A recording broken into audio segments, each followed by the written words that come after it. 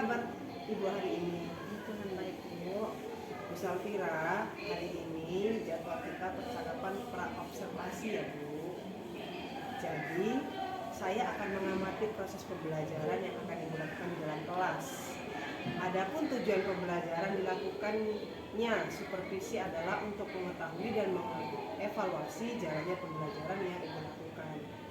Dan kenapa kita harus melakukan percakapan pra-observasi ini? Karena hal ini sebagai langkah awal sebelum nanti Ibu melakukan kegiatan pembelajaran kelas ya, agar lebih siap dan percaya diri sehingga Ibu bisa memberikan pembelajaran yang lebih baik. Bagaimana Bu Salvira? Apakah Ibu sudah siap? Siap. Yang pertama Bu Salvira, bolehkah saya melihat NPT Ibu? Boleh Bu, silakan.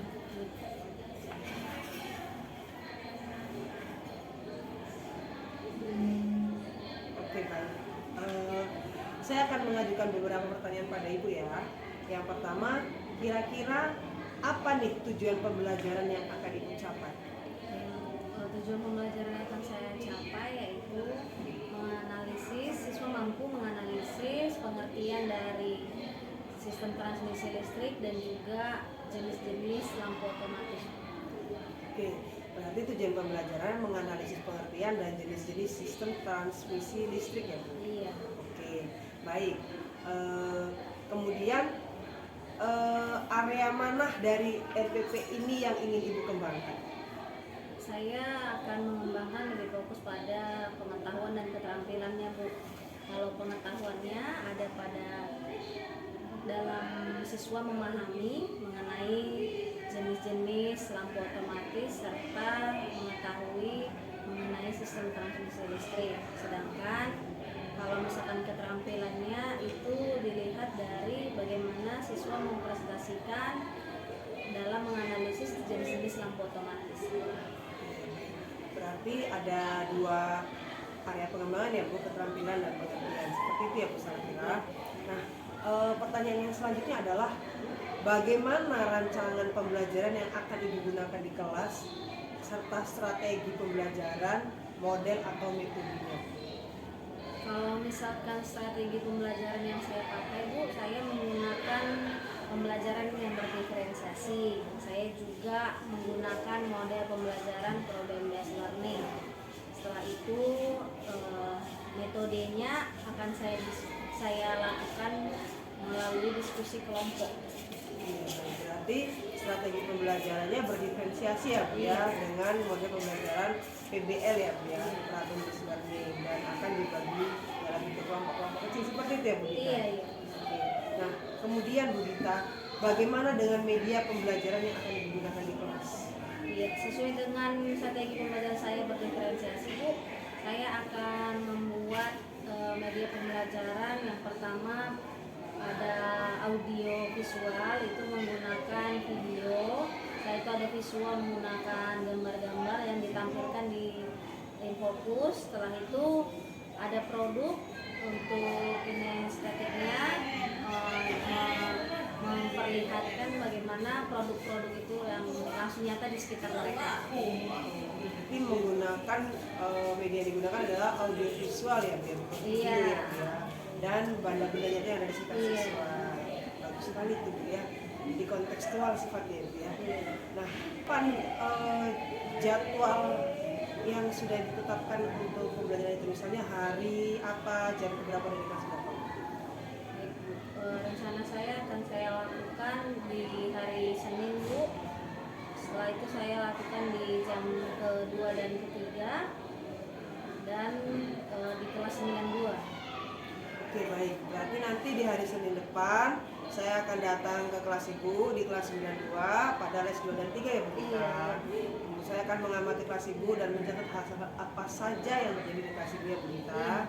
Nah, kemudian Bu Dita, setelah kita melakukan observasi di kelas, kita akan melakukan percakapan pasca observasi ya Bu Dita, untuk tindak lanjut setelah observasi Ibu. Kemudian Bu Dita, apa yang Ibu dapatkan dari percakapan pra-observasi ini? Iya, dari percakapan ini saya bisa mendapatkan gambaran-gambaran pembelajaran yang akan saya lakukan Bu, saya menggunakan media-media yang akan saya gunakan nanti, mungkin dalam berbasis IT, dalam bentuk audio visual maupun visual itu gambarannya. Berarti setidaknya ada gambaran sebagai persiapan awal ya Bu Dita, supaya bisa menjadikan teman-teman yang lebih baik. Baik Bu Dita, terima kasih atas waktunya sudah bersedia berbincang-bincang dengan saya. Selamat bertemu dengan saya di kegiatan observasi dan kegiatan percakapan pasca observasi. Tetap semangat ya Bu Dita. Iya, terima kasih Bu. Sama-sama. Demikianlah percakapan kami hari ini. Sampai bertemu di kegiatan yang selanjutnya. Terima kasih. Semua. Baik Bu. Ya, apa kabarnya hari ini? Baik Bu. Ya, sebelum kita masuk pelajaran kita, sebaiknya kita memulai dengan berdoa ya. Silakan siapa yang mau mulai berdoa? Bagi ketua kelas, boleh dimulai dengan berdoa. Dimulai.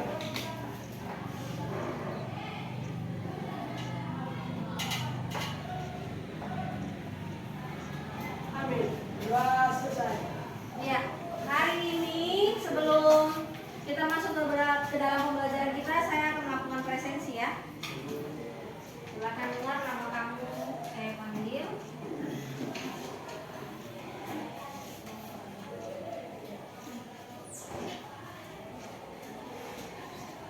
Andi Yazid, Alin, Bintang Kejora. Ya. Hari ini yang tidak masuk ada 2 orang ya. Oke, berarti semuanya masuk hari ini ya. Bagus kalau seperti itu. Nah, hari ini kita akan mempelajari mengenai teknologi tepat guna berbasis otomatis. Nah, tujuan pembelajaran kita mau kamu menganalisis mengenai apa saja jenis-jenis dari lampu otomatis. Nah, selanjutnya dari minggu yang lalu kita sudah mempelajari mengenai kerajinan tekstil ya. Hari ini kita masuk ke bab yang baru, yaitu mengenai teknologi berbasis tepat guna, yaitu ke lampu otomatis. Nah, sebelumnya saya akan memberikan video mengenai bagaimana ya lampu otomatis itu dapat digunakan dalam kehidupan sehari-hari. Nah, kalau kamu ditanya mengenai lampu otomatis, kira-kira kamu tahu nggak jenisnya apa aja? Atau pernah nggak melihat lampu otomatis? Siapa yang pernah melihat? Ya, contohnya gimana Joseph? Lampu otomatis tuh? Iya. Hah? Yang jenisnya ini seperti apa? Kayak lampu apa ya? Kalau lampu otomatis tuh yang sering dipakai pas mati lampu. Iya, lampu. Apa? Iya, lampu yang bisa dicas. Contohnya lampu emergency ya kan? Yang kalau misalkan ada nggak di rumah kamu tuh lampunya, yang kalau misalkan waktu dia hidup listrik dia nyala, habis itu dicas nggak dia kan? Begitu mati lampu, hanya lampu itu yang hidup. Nah, itu termasuk ke dalam lampu otomatis. Nah, berarti sebagian besar kamu mungkin sudah tahu tapi belum tahu namanya ya kan? Nah, sebelum kamu tahu bagaimana apa aja jenis-jenis dari lampu otomatis, kita mau mempelajari lagi mengenai bagaimana ya sistem instalasi listrik. Nah, waktu di kelas 8 kamu sudah mempelajari mengenai teknologi sistem informasi dan komunikasi, dan kita sudah sedikit mempelajari mengenai sejarah listrik dan kelistrikan ya kan. Nah, saya mau mengulik lagi mengenai sistem instalasi listrik, bagaimana penyampaian dari pembangkit listrik ke rumah ataupun ke industri seperti sekolah ini. Ya, kamu tonton ya dari video ini, perhatikan baik-baik.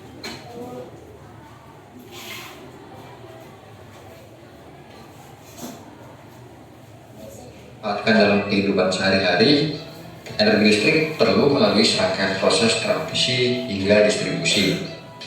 Sistem transmisi energi listrik merupakan proses pengantaran tenaga listrik secara besar-besaran dari pembangkit listrik ke gardu listrik utama.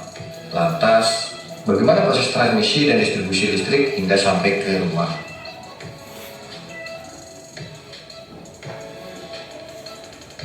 Listrik dihasilkan dari pembangkit listrik. Pembangkit listrik dengan sumber energi dari air, matahari, panas bumi, gas, batu bara, dan lain-lain akan menghasilkan energi listrik dengan menggerakkan generator. Listrik yang dihasilkan dari gerakan generator mempunyai tegangan antara 6 sampai 26 kV. Listrik yang dihasilkan oleh pembangkit listrik akan dinaikkan tegangannya melalui transformator step up. Hal ini dilakukan untuk mengurangi kehilangan energi ketika proses pemindahan energi listrik jarak jauh. Listrik yang dihasilkan pembangkit listrik yang awalnya bisa sekitar 6 sampai 26 kV dinaikkan menjadi 70 sampai 500 kV. Setelah tegangan dinaikkan, energi listrik akan masuk ke dalam sistem transmisi. Sistem transmisi adalah proses penyaluran energi listrik dari pembangkitan ke sistem distribusi tegangan menengah dan tegangan rendah. Sistem transmisi terdiri dari jaringan dan gardu induk. Sistem transmisi di Indonesia terdiri dari level tegangan tinggi, yaitu 70 dan 150 kV, serta level tegangan ekstra tinggi, yaitu 275 kV dan 500 kV. Nah, kalau dilihat dari video, itu kamu sudah mengetahui mengenai sistem transmisi listrik. Nah, dari pembangkit listrik seperti PLTU, PLTK, baru ada PLTB dan lain sebagainya, bisa dibangkitkan tenaga yang menggunakan generator. Setelah itu disalurkan ke dalam sistem transmisi. Kalau kamu lihat di dalam gambar itu, nih seperti ini. Kamu pasti sudah pernah melihatnya kan? Nah, kalau di dekat rumah kita ini, di dekat Tanjung Balai, kota kita ini berada di mana? Pernah nggak kamu lihat? Buat Titi ya. Hah? Di Bawah Titi ada katanya. Di mana lagi? Di dekat PLTA. PLTA apa ya namanya? Pembangkit listrik tenaga air, tahu nggak? Di mana? Di Sigura? Gura, pernah ke Sigura nggak?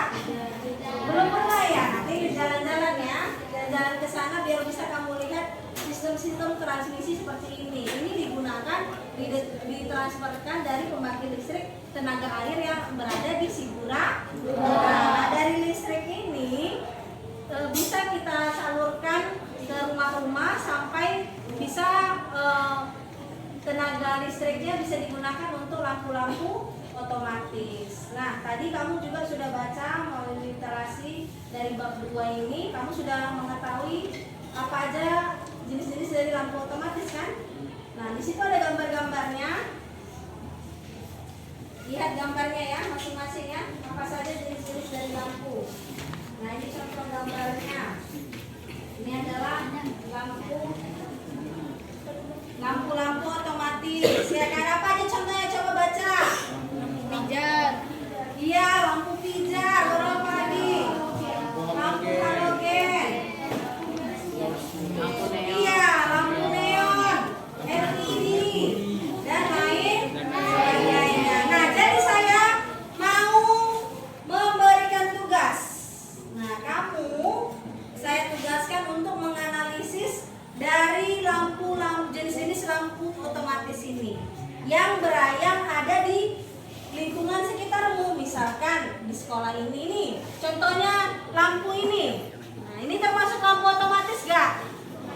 Termasuk ya, berarti kamu sudah pernah menjumpai lampu-lampu otomatis ya? Pernah melihat ya?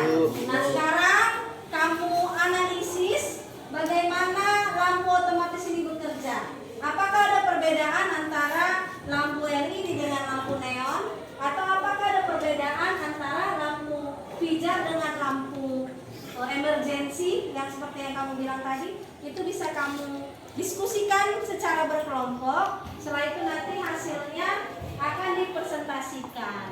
Nah, kira-kira dari LKPD yang saya berikan ini ada pertanyaan? Ada sudah mengerti semua ya? Ngerti. Oke, silakan dikerjakan waktunya. Saya kasih 15 menit.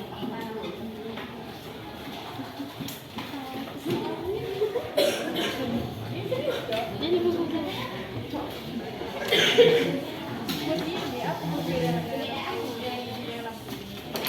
Oke.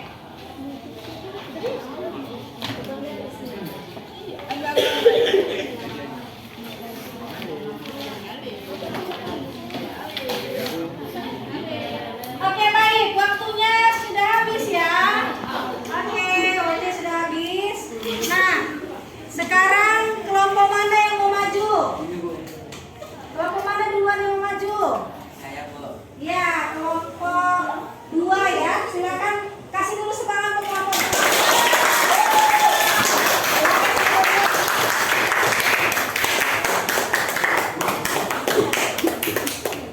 Oke, silakan.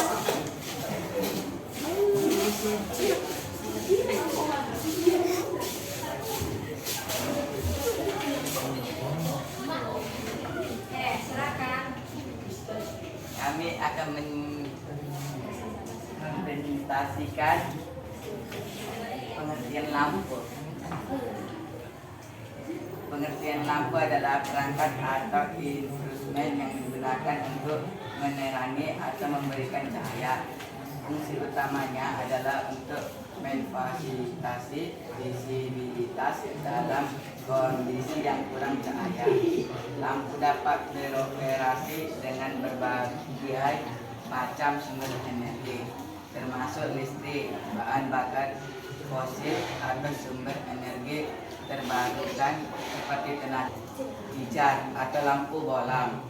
Berfungsi menghasilkan cahaya terlalu pemanasan. Filament di dalamnya menggunakan arus listrik. Yang kedua, lampu halogen. Lampu halogen merupakan jenis lampu yang memanfaatkan kombinasi gas mulia dan sedikit gas halogen dalam bagian dalam bola yang lebih tinggi dibandingkan dengan lampu biasa dan memiliki umur yang lebih lama. Inilah presentasi dari kami. Terima kasih. Iya, tepuk tangan untuk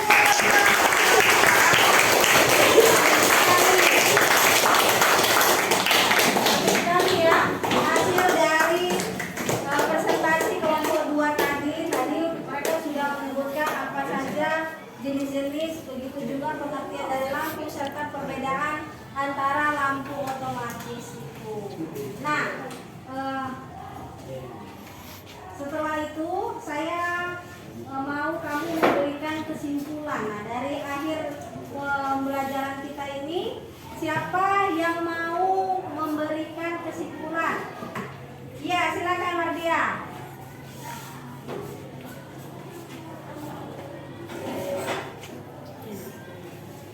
Kesimpulannya, lampu adalah perangkat atau instrumen yang digunakan untuk menerangi atau memberikan cahaya. Dan begitu banyak jenis lampu, dan ada juga yang otomatis dan seperti lampu biasa yang digunakan dalam rumah. Iya, tepuk tangan dulu untuk Mardia ya. Nah, jadi nanti untuk tindak lanjut yang akan kita lakukan minggu depan, kamu di rumah masing-masing silakan beri apa saja jenis-jenis lampu yang ada di lingkungan sekitarmu. Oke, kira-kira tindak lanjutnya ada yang mau ditanya? Nggak ada ya? Bagaimana pembelajaran kita hari ini? Menyenangkan atau enggak? Menyenangkan. Iya. Menyenangkan. Apa yang membuat kau menyenangkan? Kira-kira? Kami bisa menambahkan Iya, bisa kamu mendapatkan ilmu-ilmu baru ya? Iya, Bu. Iya, Bu. Oke, baik. Pertemuan kita usai sampai hari ini, sampai saat ini, kita jumpa minggu depan lagi ya. Sebelum kita menutup pembelajaran kita, ada baiknya kita tutup juga dengan berdoa. Silakan bisa berdoa. Kita berdoa dua.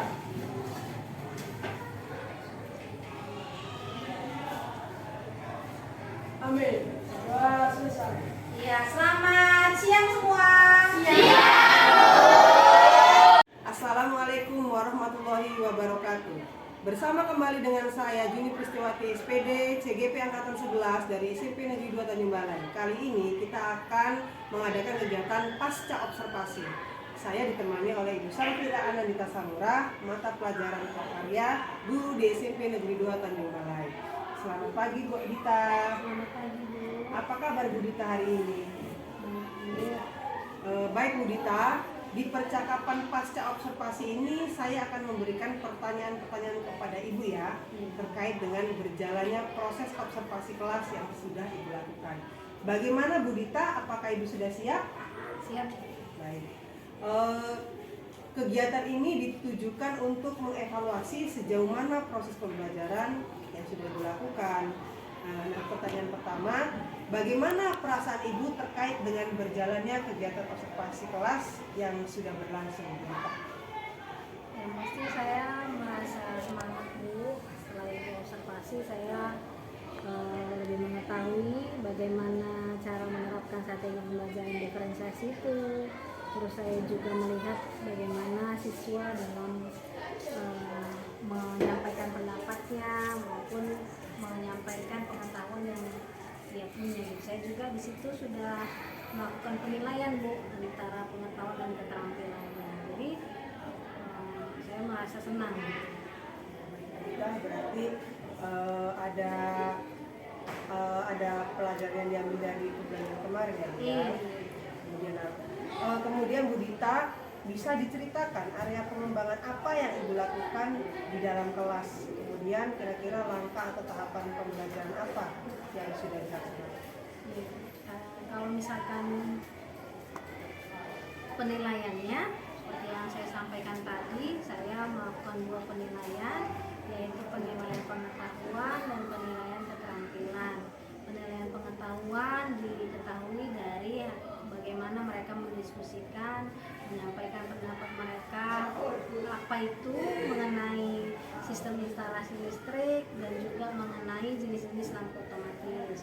Kalau keterampilannya, di situ saya melakukan penilaian pada mereka menampilkan dengan presentasi hasil dari diskusi kelompok mereka.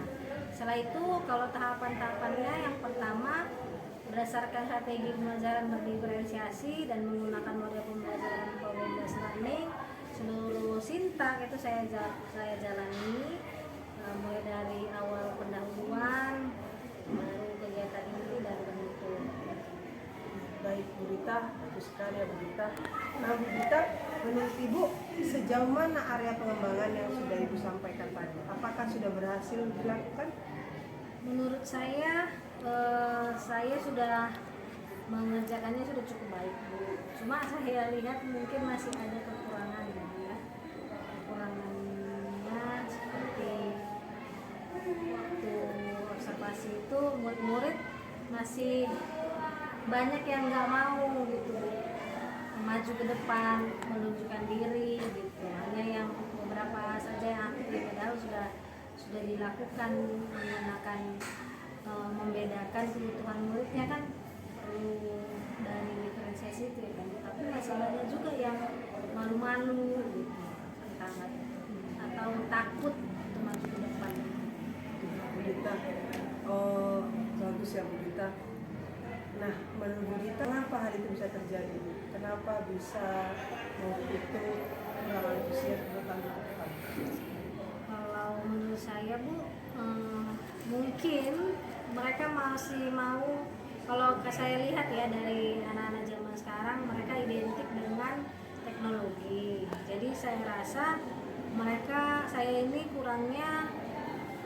kurang mengintegrasikan teknologi itu. Maunya kemarin entah saya buat media pembelajarannya berbasis permainan, atau saya buat mereka mencari informasi menggunakan handphone, mungkin mereka akan lebih menarik gitu, akan lebih aktif. Berarti sudah dapat lah kira-kira solusinya ya Bu Dita. Nah, mudah-mudahan apa yang Ibu realisasikan itu yang sudah direncanakan itu bisa terrealisasi ya Bu. Dan memberikan proses pembelajaran yang lebih baik lagi ke depannya. Saya tunggu ya Bu cita-cita yang bisa Ibu realisasikan atau tidak gitu ya Bu ya. Nah, kira-kira kapan nih Ibu akan melakukan perubahan dengan rencana-rencana yang sudah Ibu jelaskan tadi? Saya akan melakukannya perubahan itu ya Bu, mengintegrasikan teknologi menggunakan berbasis permainan itu mungkin di minggu depan Bu, saat saya masuk lagi di hari Senin Senin di kelas yang sebelumnya itu saya coba digunakan sering. Berarti dalam waktu yang dekat ya? Iya, Ya, iya. baik, bagus ya, Bu, ya. Langsung action. Baik Bu Dita, terima kasih atas jawabannya. Mudah-mudahan apa yang Ibu rencanakan bisa segera terrealisasi. Nah, kemudian selanjutnya saya persilakan kepada Bu Ainun selaku pengajar praktik untuk memberikan kembali terhadap observasi kelas. Silakan Bu Ainun. Terima kasih. Saya akan memberikan kembali. Tadi saya melihat Ibu Juni sebagai seperti saya, Bu, sebelumnya ya kan, yang dilihat observasi oleh Bu Dita ya, Iya. sebagai guru Guru prakarya. guru prakarya. Tadi saya sudah melihat percakapan antara si coach dan si coachee. Kemudian Bu Juni telah memperhatikan di dalam kelas ketika Bu Dita mempraktekkan pembelajaran dalam kelas. Bu Juni sebagai supervisor telah memberikan pertanyaan yang mana yang kali ini adalah pasca observasi ya, yang telah sebelumnya sudah dijalankan perannya, observernya, sekarang paskanya. Ya, kalau saya lihat di sini Bu Juni sudah memberikan pertanyaan kepada Bu Dita, dan Bu Dita juga telah memberikan jawaban yang sesuai dengan apa yang disampaikan oleh Bu Juni ya kan. Jadi di sini saya lihat antara si supervisor dan yang diamati sudah terjadi sebuah apa ya namanya, sudah menemukan lah ya solusi dari pembelajaran yang telah dilakukan Bu Dita.